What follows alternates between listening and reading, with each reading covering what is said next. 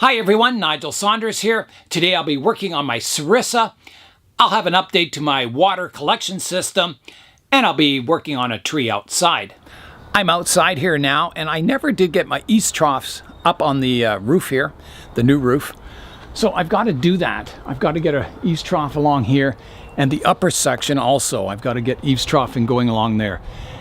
It's just too much work if I just have this little eaves trough do all the work from the whole roof. So I'm going to divide it into two levels, and then all the piping is going to come down into my new I don't know what you call them, caged barrels, and I've just ordered them. I'll show you what they look like. The barrels hold 1,000 liters, which is, I think, is about 264 US gallons.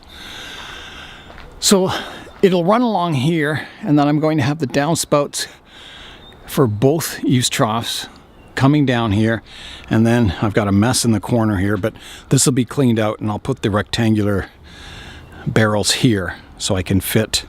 I'll probably just have the 1,000 liter one here, and then over in my new greenhouse I'll have one over there, and then my wife is going to have one to do her watering for her chickens and that. So we'll have 3 barrels total. My 1,000 liter barrel will go in the new greenhouse that I'm building this summer, and I'm going to have it located so it's inside the greenhouse, so the water will run off the roof, down the roof, and then it'll be caught in an eaves trough, and then it'll fill the tank, which will be partly submerged in the ground, and then I'll pump it out of the tank into the watering can so I can water all the trees. So that'll be going on out back here. I've got my rotary table under the tarp there. That'll go in the greenhouse. I've got my one wall built here, or started anyway. Yeah, so that'll be a busy summer doing all that. Last night was quite cool. It dropped down to, I think it was -7 degrees Celsius. Tonight's going to be I think 6. And then it warms up. We get one more night below freezing, and then for the next week it looks like all the temperatures are above freezing in the daytime and the nighttime, which is really, really good. It'll be nice to see that. So right now all these trees are frozen, the pots, or the soil I should say. Yeah, so they look dry, but they're not. I watered them thoroughly. Yeah, so once the temperature goes up a bit today, I'll give them another watering. The new 1,000 liter water barrels are coming today, so I've got a bit of cleanup to do so I can position them in the corner here. And yeah, and I got to get back to this plant room soon, finishing it off. I've got to redo all the covering on the outside, make sure it's really well sealed and insulated. I got to get my fascia up on the upper part of the roof, eaves troughs up there. The fascia from this side is all missing. Yeah, a lot of work to go. I'll head back inside now and we can work on the Serissa. The last video I did on this tree was about a month and a half ago, and I had just brought it up from the cold basement where it was kind of dormant, and then I was pruning it up, cleaning it up, preparing it for the new growth, and now you can see the new growth is starting to come in, and some shoots are really vigorous. So today I'm going to balance that growth a bit, pinching back the really vigorous shoots. Around the back, there's a big branch here.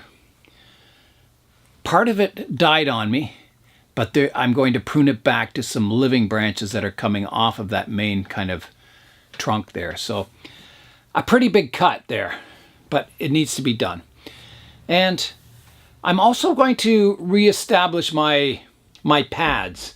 I had the canopy separated into sections, and I want to play with the elevation on the sections, maybe kind of seeing through some of the sections so there's a bit of space between the different pads, sort of a layered effect. I'll show you some photos of kind of what I'm talking about.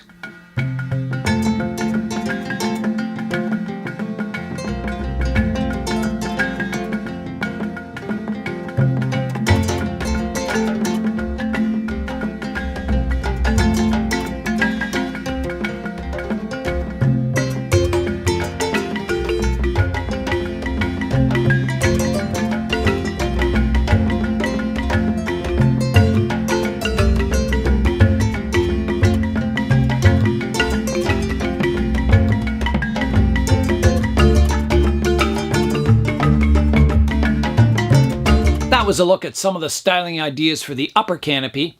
I'm going to start with the hardest work first today, pruning off that major branch at the back. So I'll show you a close-up of what's going on there. Here's a look at the underneath structure of the branches, and you can see if you follow this one major branch out here, I've got a living branch off to this side. I've got a living branch off to this side. I have a living branch coming out here, but this end part is dead from about here on. So I've got to prune that off. It was really thick too. It was getting out of proportion. You know, this branch is basically the same thickness all the way out to here. So it's a good idea to cut it back anyway. All right, so I'm going to come in. This is the branch here. I don't know how much of this you'll be able to see. I've got to get in here for a good cut. Yeah, Kitty agrees. So I'm going to take off. Here's the branch. So there's that living branch over here.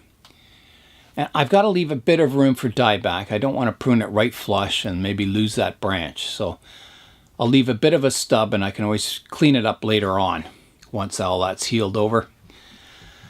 So I'm going to take a cut.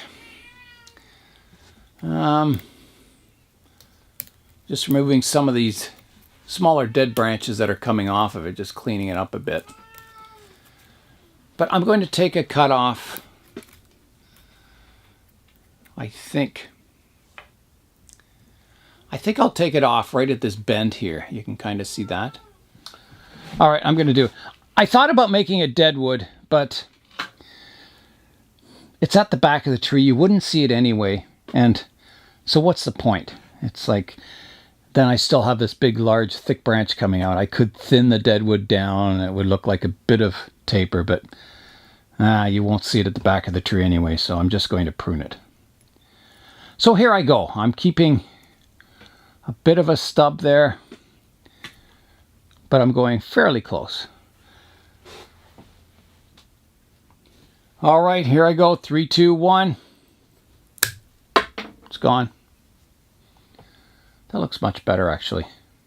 It's nice to get rid of that big thick end on that branch. I'm going to remove all these suckers at the base of the tree next. They sucker up from the roots, and it's just something that happens with Serissas a lot. They just want to grow in a clump style. So I'm removing those. There's one at the back here. And it's just something you just have to keep doing if you don't want it a clump style. You just gotta keep pruning away these suckers. On the plus side, you know, it does make your roots more interesting. You get kind of little bulges and stuff where the suckers are growing. Bit of texture on your root system. There, that's got that fixed up. Since I brought the tree up from the cold basement, it has been flowering a lot. I'll show you some of the flowers. There's a group of them over here. There's some over here on the fringes here. There's a close-up of a flower. Yeah. So that's why they call it a tree of 1,000 stars, is another common name. It just gets all these flowers on the top canopy. It looks really cool. Looks like a star field. My next task is to prune off these shoots that are sticking out of the profile. I don't want, you know, just random branches thickening up. I want the canopy to kind of grow out evenly. So by pruning off these really vigorous shoots, I'll balance the vigor so the canopy will kind of grow out all at once, not just in random places. All right, here I go. So I'll just take the new shoot, and I'm looking for directional pruning here. I gotta take it right off there. Another one here. So I don't know why these shoots kind of woke up earlier than the others, but why they're growing with all this vigor and the other ones aren't, but maybe they're ones that got missed in pruning last time. They were weaker ones and now they're taking over. So this tree has basically stayed dormant all winter, and it looks really, really healthy. I'm going to keep using that technique of putting it in the cold basement, keeping it dormant for a couple of months, and then bringing it back into the warmth. I may even go the whole winter in the basement. I still have some trees down there in the basement, and they've been chilling all winter long, and they still look really good and healthy. I'll show you that. Here we are in the basement. So I still have a lemon tree down here, and you can see it's been trying to grow. We had kind of a warm spell in winter, and it started to grow a little bit, but then it stopped because it cooled down again. I have an aloe down here which has done really well all winter, and you can see the growth. This is winter growth, these new shoots here, and they're really tiny. And I'm thinking, well, maybe that's a good solution, is give your plants lots of light in the winter, cool temperatures, and when they do grow, the growth will be very small. So it won't be, big vigorous shoots that have long internodes. So I'm thinking, yeah, maybe cool winter storage with lots of light to the trees is the best solution for both insects, watering, easy to care, and the growth comes in nice and miniature. So yeah, I'm kind of rethinking my whole winter bonsai, experience or techniques. Here's my yucca forest. This has been down here in the basement the entire winter, and it looks fantastic. It looks really healthy. No problems with it. It does get some sun in from the windows here, but it also has the artificial lighting. And yeah, it's been doing really, really well. My ponytail palm's been down here all winter too, and it looks really good too. It looks really healthy. Over on the smaller bench here, under this smaller grow light that I got as a gift, I have my pomelo seedlings, and they've been here all winter. And you can see there's growing tips on them, but they don't really grow. They're just very tiny shoots. And that's probably good. However, I think once they do get warmed up, they're just going to grow like crazy. They'll have all this stored energy in them from the whole winter. I have my geranium under the lights here. It also has been growing through the winter, but very weakly. And I have my Natal plum here, these cuttings, which are doing well over the winter too. And I didn't expect these to do well but they are. They're doing quite well. They're a South African plant. I guess they can take the cold quite well. Having the trees down here in the cool basement this year, and I only brought them down here because I was working on the plant room, and it's really forced me to rethink my overwintering of tropical trees. Like I said, it makes insect free. You don't have to water very often, and you don't get that indoor growth on them, which is just, rapid, leggy growth because there's not much light. So, yeah, it's a pretty good way to store winter trees, I think. And then when you do warm them up, they'll grow like crazy in spring. Now, it may not work for all trees. My Ficus benjaminus didn't really like the cool period very long. They were down here for about, I guess, almost 2 months. And they didn't like it much. But the Ficus microcarpus, they had no problems. All the citrus trees had no problems. So I guess it's more, the subtropicals really enjoyed the cool period down here. More of the true tropical trees, they didn't like it quite so much. But a lot of them do tolerate it. It's, very species dependent, I guess. Anyway, let's head back upstairs and continue working on my Serissa. I'll continue to work away, pruning back these new vigorous shoots.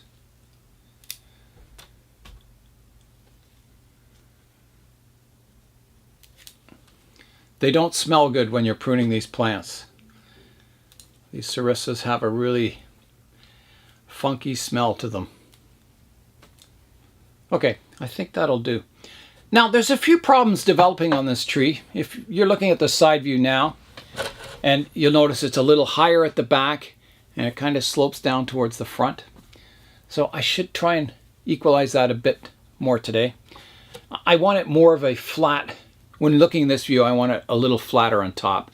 And I want my rounding of the canopy more in the other view, in the front and back view. So here's the front. So I want a nice kind of rounded canopy this way, But in my side view, I want it flatter because, as I said before, you know, the sun rises in the east, goes across the top of the tree and sets in the west.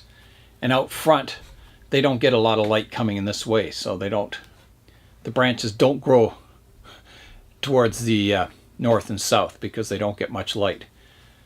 So it'll be flatter in that view. I'm going to get that branch distinction back in here today, both from the top view and from the front view, to try and get more definition in the layers so it doesn't look like a dome canopy. It's separated more. To find the branches for each pad, I follow the branch up and then I kind of isolate what's attached to that branch. So, you know, everything coming off this one branch will form one pad. This other branch here will form two other pads. This one will form another pad or two. So just following the branches up and then isolating what branches are attached to that, and then giving each pad separation when viewed from above. There's a view looking down at the tree, so you can see my separate pads here. I haven't done any pruning yet, but so I want to define them a little more. So here's a new branch that's growing across from this pad. This pad, it's growing into this pad, so I'll prune it back. And you want a little space between all your pads.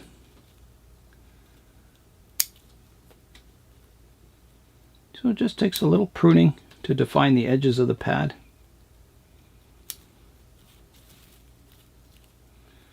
There's another branch here that's grown into this pad. So now you can see there's a bit of space between them. I'll just prune off a few leaves here. Yeah, so this pad has space all the way around it now. So the next step is just a matter of flattening the pad down so I get different layers or different heights of pads on the tree. So again, this pad here, I've got a little pad here and another one underneath. This pad is growing into this one, so I'll prune this branch back. Prune this one back. This one back. A bit off here. So now this pad, this little mini pad here, let me just take a shoot off there, has definition all the way around it. Has a little bit of clearance all the way around the pad.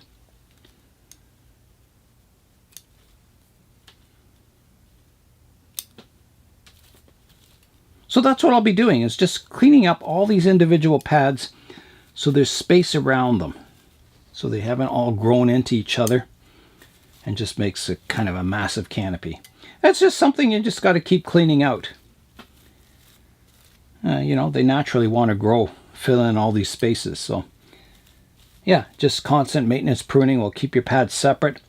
And once I've got them all separated from the top view here, then we'll look at the front view and decide how high I want that pad. So maybe, you know, pruning off the upper growth on the pad to get some changes in elevation.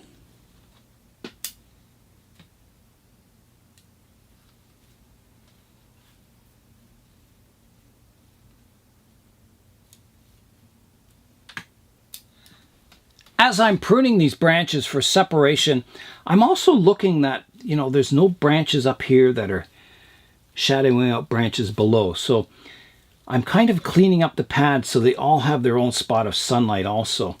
There were a lot of branches that were kind of coming from one pad and twisting around another. So I'm trying to define my branch structure better too, so I don't have all this crisscrossing. So you can see this area is fairly open now, and that's because the light will now get to this branch. I had some branches growing over top of it, and this will develop really nicely now that it gets light. So just something to keep in mind is to make sure each branch has its spot of sunlight, that it's not in the shadow of another branch, and that it also has its own definition and flow lines coming out from the center of the tree. I've been pruning away for about 45 minutes. I had to make a lot of tough decisions, you know, keeping these individual pads of foliage, pruning away crossing branches. There's a lot of deadwood I cleaned out, a lot of branches that just weren't flowing in a nice direction. I'm not after really smooth flow lines on this tree. I want it all twisty, but generally you want them to be kind of radial. You don't want branches going 90 degrees and crossing over top of other ones. So yeah, it took a lot of pruning, a lot of meticulous pruning, and a lot of tough choices, pruning out, branches to get my little pads here. And the more pads you have on the tree, the more miniature it looks, because I've been checking the reference photos of, full-size acacias, and yeah, the big old mature ones have a lot of different pads on them. Some don't. Some just have a really smooth canopy, but it depends, I guess, on the conditions they're growing in and that, and what species they are. But generally, the old mature ones have all these different levels of pads on them. And that's kind of the look I'm going for, is a really old, mature acacia tree. Here's a look at the tree now. So whenever you're pruning like this, it's always 2 steps forward and 1 step backwards. So, there's some areas that you have to look a little sparse because, there's a big crossing branch in that area. Maybe you lose some of the width of your canopy. There's always sacrifices in pruning, trying to get that nice structure.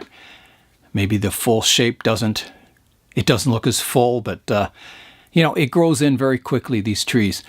So my next step is to define those actual pads. So right now the pads, they still kind of form a umbrella-shaped canopy. And I want it in that umbrella shape, but I want the pads to be defined. So the pads are shallower, so that it looks like maybe steps in that umbrella canopy. So flattening them out, getting a bit of definition, hopefully someday getting some space between the pads so you can see through the tree a bit.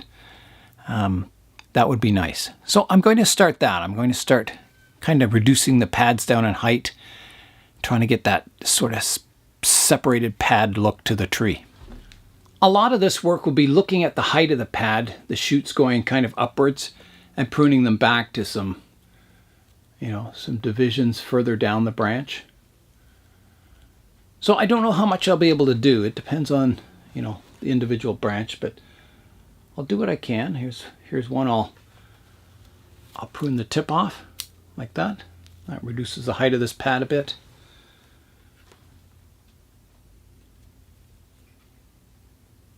You just have to look at each shoot and see how far you can prune it back. And I'm keeping green leaves on the shoot. I don't want to take it back to bare wood.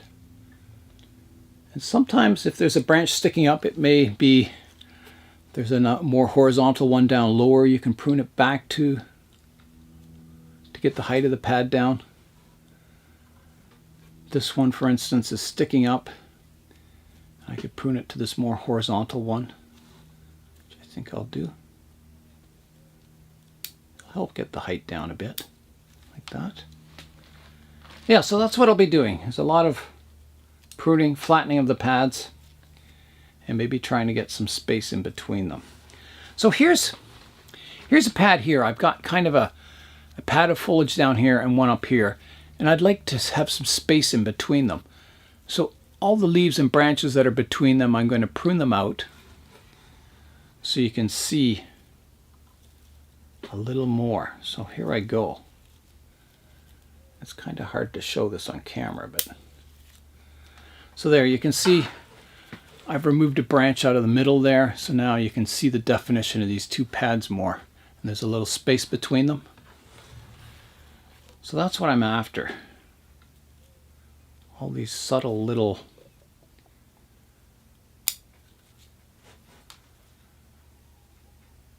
pruning to get the effect you want. And then on the other branch, the one that's above, I may want to prune off some of the foliage down low and keep the pad a little higher, so that'll increase the separation between the two also. There's a few dead branches in here I can clean out. Just some little shoots. Now you can see some pad definition between this pad and the one below it. So this branch has 2 kind of clusters on it. They're not totally defined, so it looks artificial, but you can definitely see a separation now between the 2 pads. So I want to do that for the whole tree. kind of getting my pads flattened and separated. It's going to take a lot of pruning. I've got a few hanging branches at the front here, and I did talk about at one time maybe restyling this tree to look more like a tropical tree with a more rounded canopy with the branches coming down lower. It's a possibility to do that. I don't know if I want to though. I think I'm going to keep it sort of the African Acacia style. So there's a branch kind of drooping down here. I'm going to remove it. Like that. You know, very subtle difference, but keeps that, you know, that height of the underside, how high a giraffe or an elephant can reach to prune the underside of the canopy. I'm making good progress on the tree, getting those pads separated. Now, I've been looking at the back of the tree. You know that branch I pruned back, that thick one? It's still bugging me. If I turn it around here,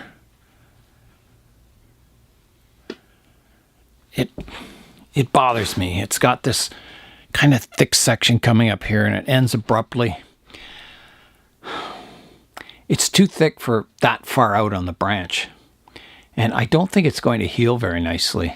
If you look at it in the front view, you can kind of see, you may not be able to see it, but the branch kind of ends abruptly and it's not really doing anything back there. The only foliage on it is this pad right here. So it would leave a kind of a bare spot here for the moment, but that would quickly fill in. So I'm thinking of removing it, you know, back to this junction back here. And that junction is not the most flowing in the world either, but it would be better to get that pruned back, I think. That's what I'm thinking. I'll give you another view kind of from down lower. I could nibble away the end, maybe making a better transition eventually. Ah, dear. Tough decision. It's always tough on the mature branches. I don't mind pruning like the little thin ones, but when you get to some tough old woody branches with bark on them and that, you know, wherever you prune them is going to leave a fairly good sized wound. Definitely something's got to be done in that area. I don't like that kind of those bar branches and that T shape and but what? I could prune off the one branch on the right there, and then I'd have two branches coming out. I like the branch off to the left-hand side. This part of it is really nice. It tapers nice. And this branch is kind of nice because it's really twisty and it looks very unique. Very acacia-like too. Just that one up the middle, that kind of bothers me. I mean, it's not really even visible from the front.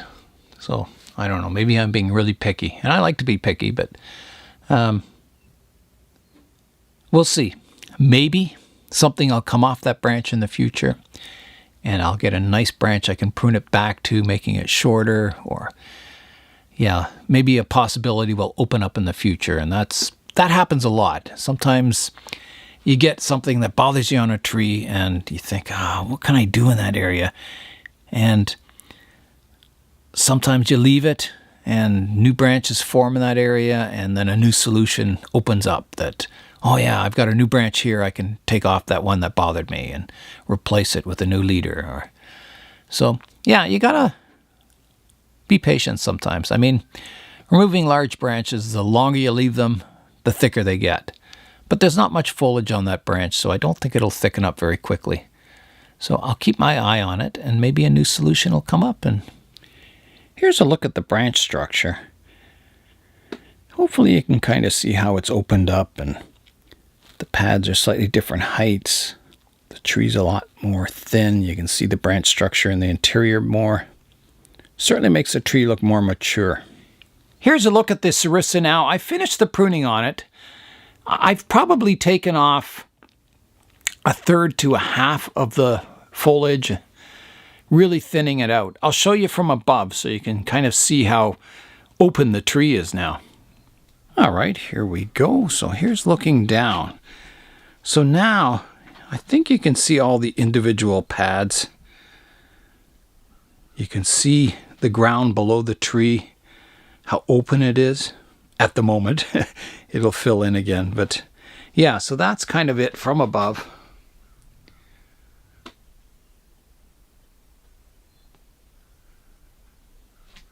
Yeah, it's really opened up the tree. You can almost see through all the branches now, which is really nice. From below.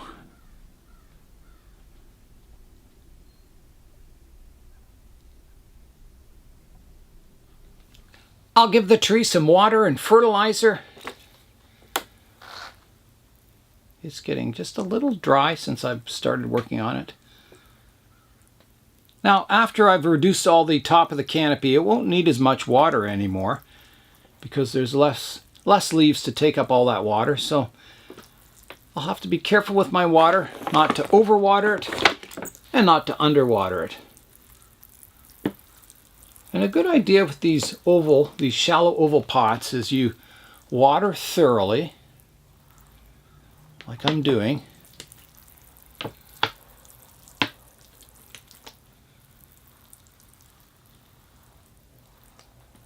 Soaking all the soil.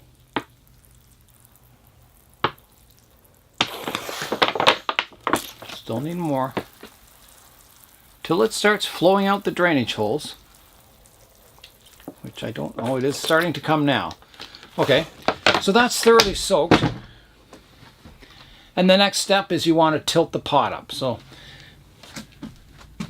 you just go like this, tilt it up, and all the water will flow out, all the excess water. And that leaves a really nice humidity level in your pot. Otherwise, if you leave it sitting flat, there's very little depth to these pots, so you don't get a lot of hydraulic pressure in the pot, so it doesn't come out the drainage holes very easily. It'll stay too wet in the pot. So you got to tilt it up like that. Drain the water out. You don't have to, just a couple of minutes. So the water, most of the water has flowed out the drainage holes now, so I can set the tree back down. And that will be really good. That's a really good watering for it. I've got a cloth here to soak up all the excess water so it doesn't run out all over the floor. The tree is starting to get some sunshine now, so I'll leave it in this spot and make sure it gets a good sunning today. That'll help it recover from all this pruning. It's nice to see the Serissa all pruned up once again. Let's head outside now and work on another tree. The person bringing the new water barrels will be coming in about half an hour, so I'm going to move all the vehicles out on the street so he can drive his truck in here to unload them. So that'll be fun. I can drive the truck.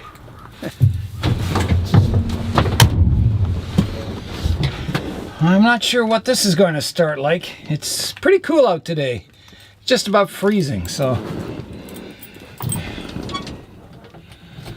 I don't know, maybe 4, maybe 5 pumps of gas. Let's try 5. 1, 2, 3, 4, 5. Here we go. Guess 5 was it. Get my seatbelt on. All right, let's try and back out now.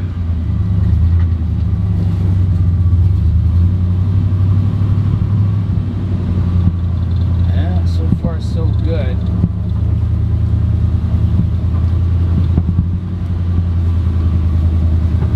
It's just I'm going. There's a car coming, but it's going really slow.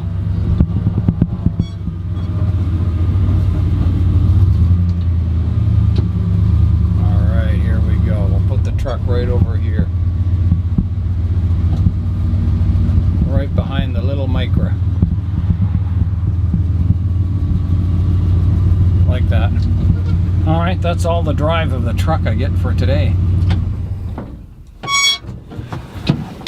I guess I'll be putting it back in the driveway later on, but now I've got to try moving the matrix, and the matrix hasn't moved in over a year, so I don't know if the brakes will be. I started it, but I didn't move it. So hopefully the brakes won't all be seized up or anything. So let's go do that now. I'm in the matrix now. The truck has a perfect dash for setting the camera on for videoing. The Matrix doesn't have anything. So I might have to just kind of point it somewhere like that. All right, here we go with the start on the Matrix. Please start. There it goes. And again, it's still low on fuel. So these will be coming on the road at the end of the month. And I'm going to drive the Matrix for the whole summer in the truck. All right, let's see if it moves now. Put her in reverse. This is a 6-speed transmission. So here it goes. See if we can pop these brakes. Oh, I think it's just in a hole. Well, it seems like the brakes are free. That's a good thing. So there, the driveway's clear. So now we just got to wait delivery of these giant water barrels.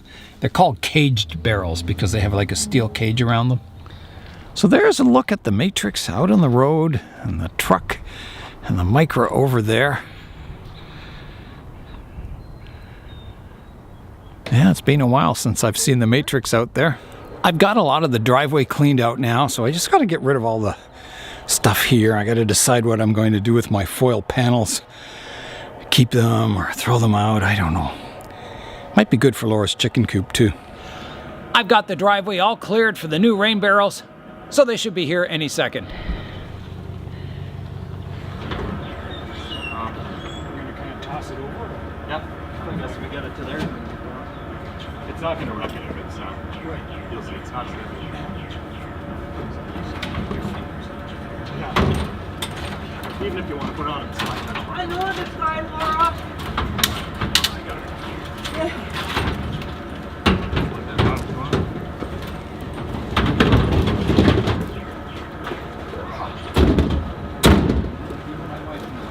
I was just going to put them in the driveway back here. Yep. For now.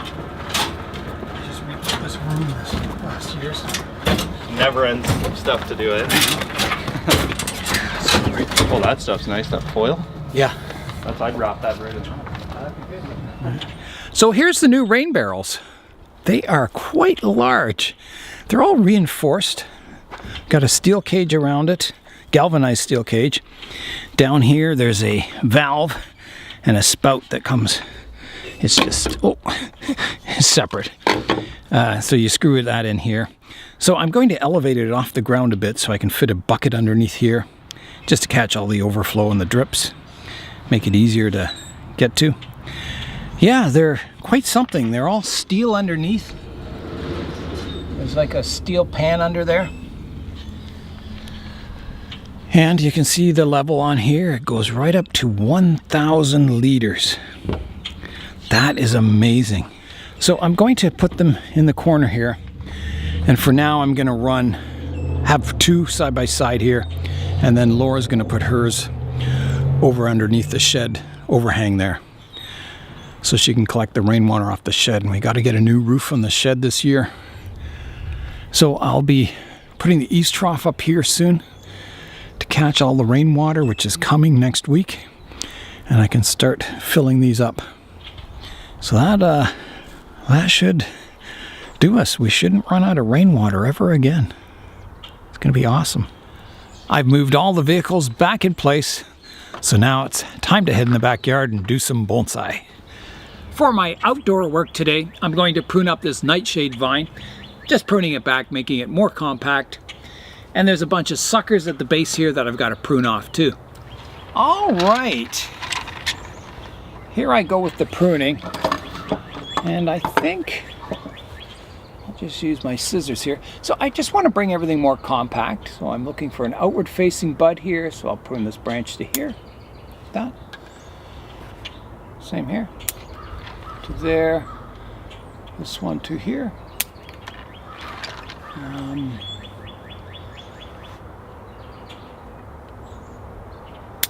This one to there. I couldn't do a video yesterday. I was helping someone out with a project doing video editing for the local chamber music program. So this one I'm going to go right back to here. There's long internodes between the buds here, so I'm going to prune it back quite hard.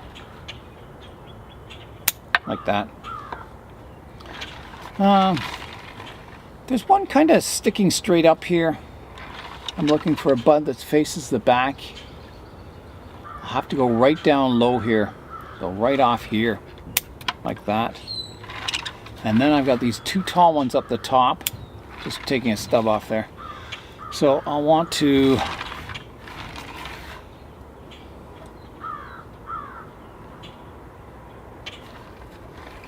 I think I kind of want this as the leader up front here, and these shorter, so I think I'll prune those back quite hard.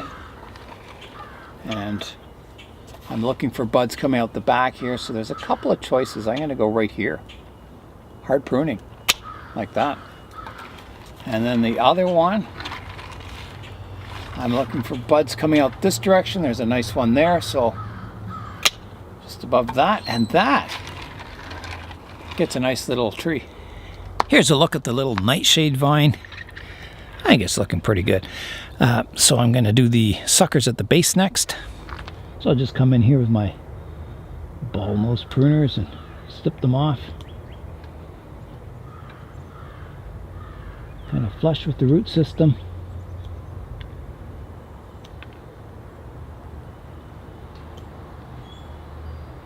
Great if you wanted to develop a clump style, this species. And that's, oh, there's another one there. Like that. There's a weed there I can pull out. Another weed here. Alright, there it is, all pruned up. I think it's looking quite good.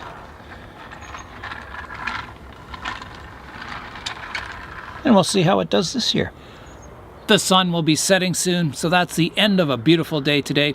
I'm Nigel Saunders. Thanks for joining me in the Bonsai Zone.